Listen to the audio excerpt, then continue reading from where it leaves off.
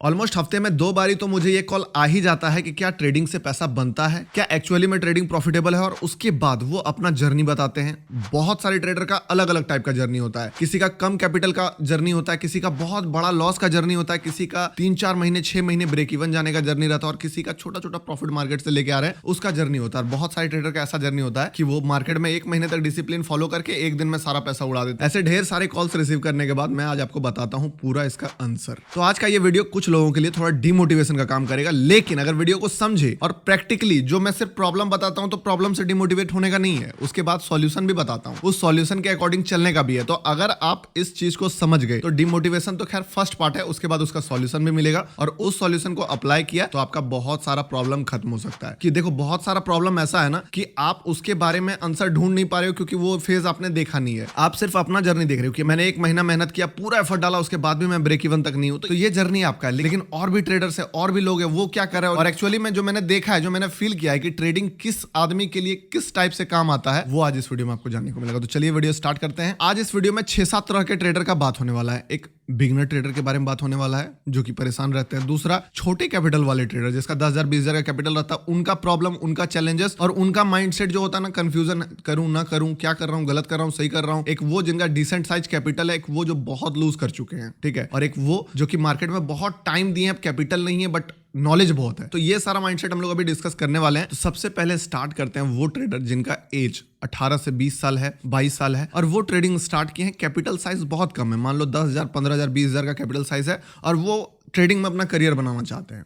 अब होता यह है ना कि वो ट्रेडिंग में आ तो जाते हैं, बहुत एफर्ट भी करते हैं। हो सकता है बहुत सारे वीडियोस आप लोग देख भी रहे होगे, तो टेंशन मतलब डिमोटिवेशन के लिए नहीं बता रहा हूं, बट एक्चुअली अगर इस चीज को अप्लाई किया ना तो ज्यादा चांसेस है कि आप अच्छा परफॉर्म करोगे ट्रेडिंग में। होता यह है कि जो भी कम एज वाले ट्रेडर हैं, मार्केट में कम पैसे लेके आए हैं, वो पैसा बहुत मेहनत से जमा करके 10 से 20,000 आपने कैपिटल जुगाड़ किया, और उसके बाद ट्रेडिंग में स्टार्ट किए, आपने ऑप्शन ट्रेडिंग स्टार्ट किया। आप सोच रहे हो कि मैं पूरा सीखूंगा, फुल मेहनत करूंगा, इसी में करियर बनाना है, इसी में लाइफ बनाना है, मार्केट में जितना एफर्ट चाहिए मार्केट को, मैं सारा एफर्ट करने के लिए रेडी हूं। बट एक बात याद रखना कि ये आपके ऊपर डिपेंड है। हो सकता है 10,000 से 1 लाख बन जाए, हो सकता है 10,000 से 10 लाख भी बन जाए, लेकिन प्रोबेबिलिटी कम हो जाता है। तो इसका क्या मतलब है कि छोटे एज वालों के लिए ट्रेडिंग छोड़ देना चाहिए? नहीं। सबसे पहले जिसका भी एज 21 या 20 से कम है और वो अपने लाइफ में दूसरे चीजों को छोड़कर ट्रेडिंग में आना चाहते हैं, वो सबसे गलत है। आपको उधर का चीजों को छोड़ना नहीं है। मान लो आप किसी चीज का पढ़ाई कर रहे हो, कोई डिग्री ले रहे हो, या फिर कोई ऐसा स्किल है जो कि आप सीख रहे थे और बीच में आपको ट्रेडिंग के बारे में पता चला, और वो सब छोड़ के अभी अगर मान लो ट्रेडिंग में मान के चलते हैं कि 95% लोग फेल होते हैं,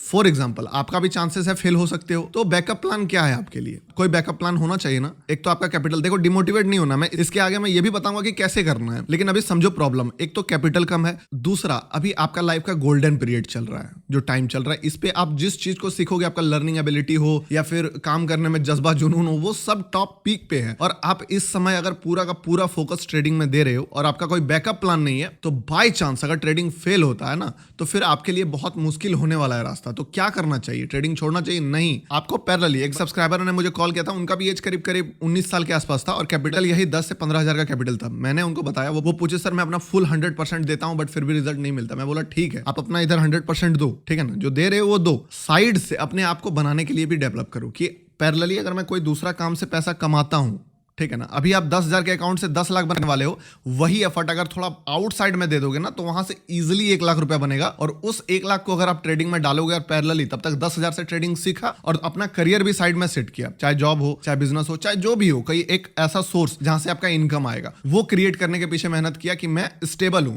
मुझे ट्रेडिंग अगर छोड़ना भी पड़े फिर भी लाइफ पे कोई असर नहीं पड़ेगा। और उसके बाद जो ये 10,000 वाला कैपिटल है, इससे आप ट्रेडिंग भी सीख गए कि हाँ, सीख रहा हूं कैसे करना है, losses, risk management, money management, strategy, technical analysis, trap, सब चीज समझा, और इधर से पैरेलली आप कैपिटल बिल्डिंग की तरफ भी गए कि इधर से पैसा बनाया। कैपिटल बिल्डिंग और ट्रेडिंग सीखना दोनों पैरेलली शुरुआत में पॉसिबल नहीं है। या तो पहले ट्रेडिंग सीखने में आपका सारा पैसा चल जाएगा, और सीखने के बाद फिर से पैसा लाना होगा, और फिर वो पैसा ग्रो होगा। एक बहुत बड़ा कड़वा सच है कि कैपिटल आपको बाहर से ही बिल्ड करना पड़ेगा। ये बहुत बड़ा सच है, क्योंकि छोटे ट्रेडर के साथ प्रॉब्लम क्या मैं बताता हूं। आप जिस लेवल का परफॉर्मेंस दोगे ना, हो सकता है कोई 25 लाख, 50 लाख, 1 करोड़ वाले अकाउंट वाले भी उस लेवल का परफॉर्मेंस ना दे। आप 10,000 के कैपिटल से ट्रेड करके महीने में 1 से 2,000 2000, 3000, 4000 का प्रॉफिट बना लोगे, लेकिन फिर भी आप डिमोटिवेट फील करोगे। लगा यार पूरा महीना इतना मैंने घिसा और उसके बाद 2000, सिर्फ 2000, और किसी महीना ब्रेक इवन चल गया, तो आपको क्या फील होगा कि एक महीना जाने के बाद भी आपके पास पैसे नहीं बचे, और एक समय के बाद आप चाहे कितना भी अच्छा परफॉर्म करो, आपको क्या फीलिंग आएगा पता है? कि ये 10,000 को 1 लाख बनाना थोड़ा मुश्किल है, क्योंकि 2000, 1000 करके मैं कितना बढ़ा लूंगा, कंपाउंडिंग करूंगा, और वो जो पेशेंस जो 1 साल 2 साल तक रखना पड़ेगा, बनने का बन जाता, लेकिन 1 साल 2 साल 3 साल तक रखना पड़ता, पेशेंस आप रास्ते से भटक जाओगे और शुरुआत में ही रिस्क लेके मार्केट से बाहर होने का चांसेस आपका बन जाता है। लेकिन अगर वहीं आप यही 10,000 से पर्पस अपना सीखने का बना लिए और माइंड में पहले से ही बिठा के रखे हो कि कैपिटल मुझे आउटसाइड से जमा करना है, तो जैसे आप इधर से ट्रेडिंग सीखोगे, कैपिटल भी अपना आउटसाइड से बनाए, और एक समय के बाद यही जो आपका आउटसाइड वाला कैपिटल है वो सपोर्ट करेगा आपको ट्रेडिंग में। और आपने 10,000 से 2,000 बनाना सीखा और कैपिटल को किया 1 लाख और सीधे उस चीज से बनाया 20,000। तो ये जो तरीका है ना, इसमें सक्सेस होने का चांस बहुत ज्यादा है। मैंने भी दूसरा नंबर ही फॉलो किया था हमेशा। ट्रेडिंग को थोड़ा सेकेंडरी मान के प्राइमरी में अपना काम, अपना बिजनेस, यही सारी चीजों को रखना होता है, उसका चांसेस ज्यादा रहता है। दूसरा, बड़े कैपिटल वाले ट्रेडर को। अब ये जो बड़े कैपिटल वाले ट्रेडर हैं, इनका क्या सिचुएशन है कि कैपिटल बहुत बड़ा साइज का है, 40 लाख, 50 लाख, इवन 1 करोड़ भी है, ठीक है, लॉस भी कर दिए 50-60 लाख। बट इंटरनेट में वीडियोस देख देख के कि ऑप्शन बाइंग करना है या ऑप्शन सेलिंग करना है या इंट्राडे ट्रेडिंग करना है, तो इन्फ्लुएंसर ने ट्रेडिंग को सिर्फ इंट्राडे तक सीमित करके रख दिया है कि ट्रेडिंग मतलब क्या कि आके इंट्राडे में 9:15 में बैठो, मार्केट में ट्रेड लो, तभी आप ट्रेडर हो, अदरवाइज आप ट्रेडर नहीं हो, तभी आप दूसरा कुछ कर रहे हो, आप इन्वेस्टर हो, यानी कि आप ट्रेडर नहीं हो। अगर आप 9:15 में नहीं आ रहे हो मार्केट में, आप ट्रेडर नहीं हो। तो 60-70 लाख का कैपिटल होने के बाद भी वो फाइट कर रहे हैं इंट्राडे में, ऑप्शन बाइंग में फाइट कर रहे हैं, ऑप्शन सेलिंग में फाइट कर रहे हैं। और एक बहुत गंदा चीज क्या है ना,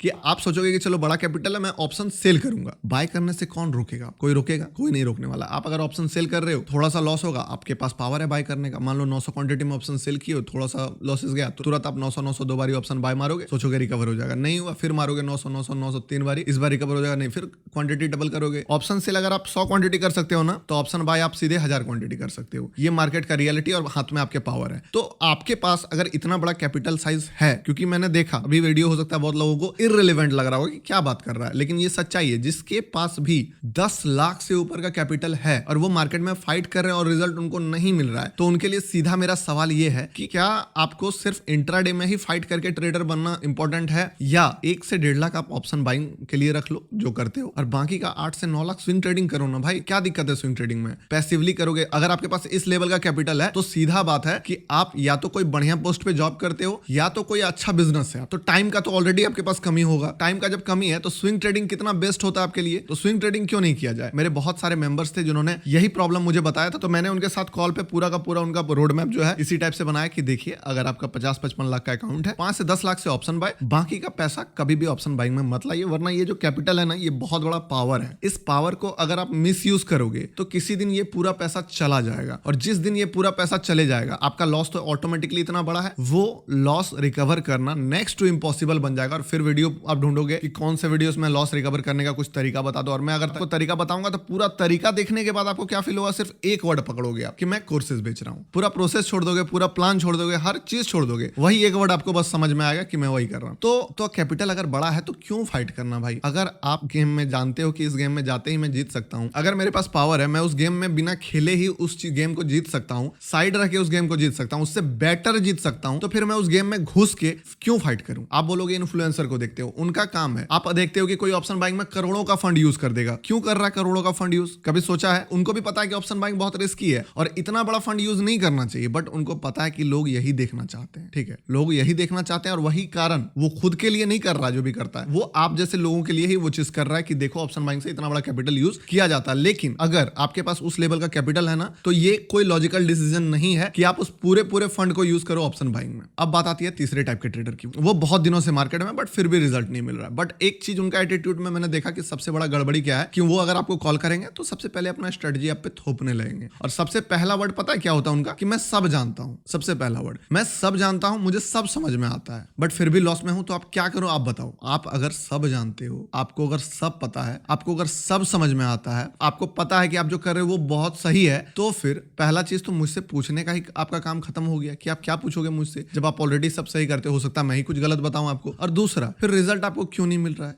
एक बार क्वेश्चन मार्क नहीं करते हो आप अपने लर्निंग पे कि आप अगर पढ़ के रखे हो सपोर्ट रस्सी, मान लो टेक्निकली साइकोलॉजिकली अगर प्रॉब्लम होता है कि आप रिस्क ढंग से एक्सेप्ट नहीं करते हो, आप लॉसेस नहीं काटते हो, आप प्रॉफिट नहीं राइड करते हो, बात अलग है। लेकिन लोग क्या कह रहे हैं कि टेक्निकली वो हर लेवल को पार कर चुके हैं और उनसे पूछ दो तो स्ट्रेटजी के नाम पे एक ऐसा वाहियात सा स्ट्रेटजी वो बताते हैं कि ये करता हूं, वो करता हूं, इधर करता हूं, उधर करता हूं, और फिर बोलेंगे कि आप बताओ कि इस स्ट्रेटजी में इसी तरीके में कैसे मैं अच्छा परफॉर्म करूं। मैं बोला मेरे पास इसका उपाय नहीं है। अब फिर आप देखो रिस्क मैनेजमेंट करो, मनी मैनेजमेंट करो, क्या बताऊंगा इस प्रॉब्लम में। आप पहला चीज जो होता है ना कि अगर आपको रिजल्ट नहीं मिल रहा है, लॉन्ग टाइम से अगर काम कर रहे हो, सबसे पहला चीज ये मानो कि आपको सब कुछ नहीं पता है। और कभी भी, मैं अभी भी मानता हूं कि मेरे को सब कुछ नहीं पता है, कभी नहीं पता होगा। मैं बूढ़ा भी जाऊंगा ना उस समय भी मुझे सब पता नहीं होगा। इसीलिए चैनल का नाम स्टॉक लर्नर्स है। लर्नर्स समझे, सीखने वाला बंदा जो हमेशा कुछ सीखता है। तो आप अभी से ही बोल रहे हो कि मैं सब कुछ सीख गया हूं, सारा स्कोप खत्म हो गया आपका। उसके बाद आप ना एक्सपेरिमेंट करोगे ना आप चीजों को बदलोगे, क्योंकि आप जो कर रहे हो वो सही है। तो क्या करना चाहिए? पहला तो ये एटीट्यूड खत्म करना चाहिए कि आप सब जानते हो। आप मान के चलो कि मैं सब नहीं जानता हूं, मैं कुछ कुछ चीजें जानता हूं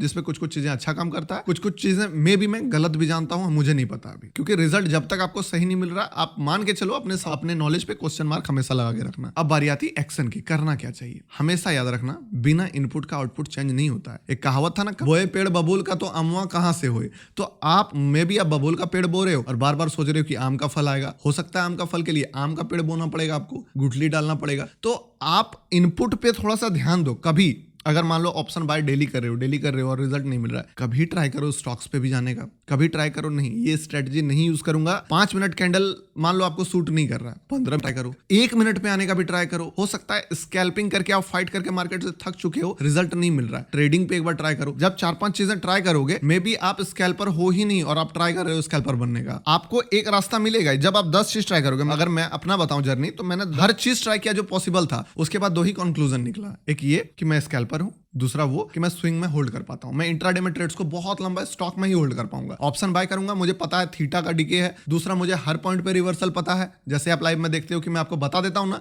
यहां टाइम पास करेगा, इसके बाद टाइम पास करेगा, वो चीज पता होने के कारण नहीं होल्ड होता है। तो मैं उस चीज के अराउंड अपना स्ट्रेटजी डेवलप कर लिया, उस रिजल्ट के अकॉर्डिंग मैंने अपना कैरेक्टर ही डेवलप कर लिया कि नहीं, एक काम करता हूं, मैं सिर्फ स्कैल्प करूंगा, एक फर्स्ट मूव जो मिलेगा लेके चले जाऊंगा खुशी खुशी, और जब स्विंग करूंगा तो बड़ा बड़ा ट्रेंड राइड करूंगा 1:50 1:60। तो ये चीज आपको भी पता करना पड़ेगा कि आप किस टाइप के ट्रेडर हो। वो कैसे पता चलेगा? एक ही चीज को करते करते पता चलेगा नहीं।